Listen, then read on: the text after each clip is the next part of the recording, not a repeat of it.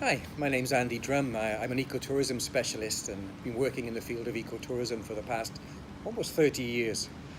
And visiting Mission Bay in the last couple of days, it's been very interesting to consider the potential ecotourism opportunities that might exist there. I think it's really important to look at Mission Bay as a whole and understand it as an ecosystem. Um, and then to consider what activities could potentially take place there in a sustainable fashion, rather than maybe a business as usual approach, which requires a lot of heavy infrastructure. Maybe look at a sustainable ecosystem model, which would play to the strengths of the bay and maybe enhance the natural habitats, which could then sustain an ecotourism business development aspect of the bay. Something that I noticed, there are at least 3 or 4 areas where there's still healthy, relatively healthy wetland habitat. Those wetland habitats provide what I see as the basis for a good ecotourism product, and that would include day trips for bird watchers, for kayakers, non-motorized activities. And if there could be habitat restoration, an expansion of this wetland habitat to where it once used to be, then I see the potential also to consider some accommodation infrastructure with a very light footprint, small scale, an eco-lodge type development. And a couple of places that spring to mind as we were visiting the park. De Anza Point, which right now is a man-made peninsula. It's an unnatural looking shape. If that could be used for another purpose, making it into an island to allow water to flow naturally around it would improve the quality of the water for children bathing, for example, in the area, and probably to allow fish to increase in numbers. That would help the recreational fishing sector. But it would also create the potential for a degree of isolation and habitat reconstruction, which would create the enabling conditions for an attractive eco-lodge or an ecotourism activity, as well as restore the habitat for wildlife.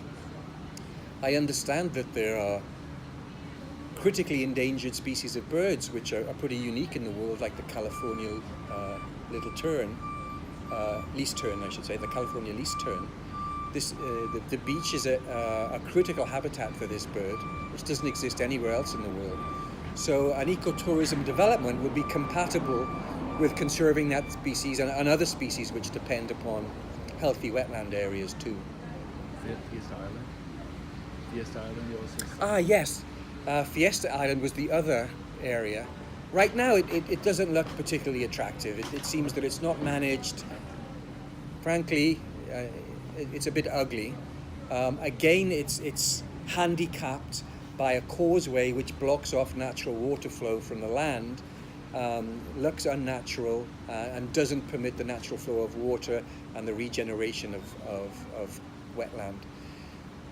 There are invasive species colonized because of the lack of management that exists currently. Invasive species are colonizing, and that is a problem. That's not creating natural habitat, that's doing the opposite of creating natural habitat. So a lot of potential is being lost. I see a lot of potential because of the size of Fiesta Island, with appropriate revegetation and habitat restoration, to being a place where people can come for very close to the urban center to experience nature. A lot of work needs to happen to get to that point. There needs to be a lot of habitat restoration, planting of native species.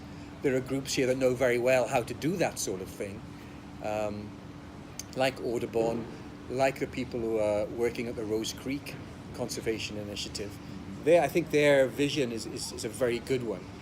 If we manage to restore the island and make it more attractive in a natural way, it will diversify the tourism product in San Diego. San Diego right now is very old school in terms of its tourism thinking. It's business as usual, hard infrastructure, motorized.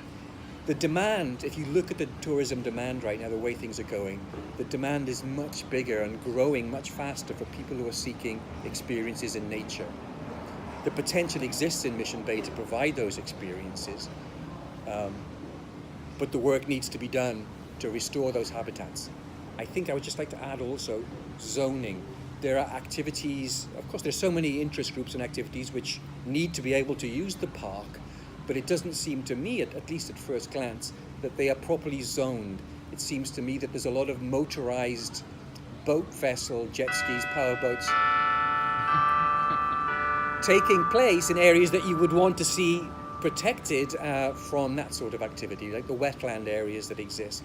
We need to separate that motorized activity and the dredging that it requires, take that away from the wetland and have those activities in other parts of the bay, because without that, it's not going to be possible to develop an ecotourism product for the bay.